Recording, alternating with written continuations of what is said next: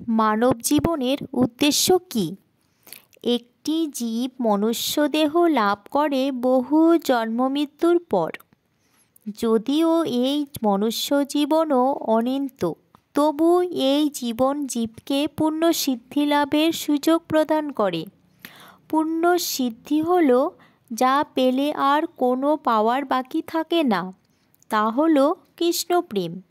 অতএব ধীর ব্যক্তির কর্তব্য হচ্ছে অবিলম্বে এই পূর্ণসিদ্ধি লাভের জন্য প্রযত্ন করা।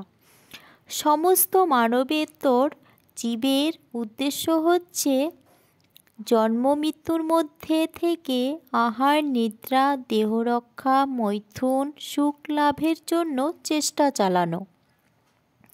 কিন্তু মানব জীবনের যথার্থ উদ্দেশ্য হচ্ছে জন্ম মৃত্যুর চক্রে আর পতিত না হয়ে নিত্যানন্দময় জীবনে উত্তীর্ণ হওয়া।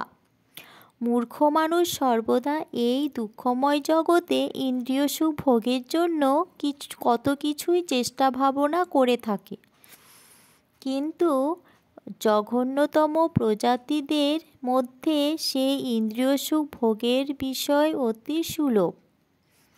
পক্ষান্তরে মানব জীবনেই কৃষ্ণ ভাবনামৃত লাভ করার সুদুর্লভ সুযোগ রয়েছে। অতএব কৃষ্ণভজন করাই একমাত্র উদ্দেশ্য। তো বন্ধুরা, তোমরা যদি আমার চ্যানেলটিতে নতুন হয়ে থাকো, সাবস্ক্রাইব করে দিও।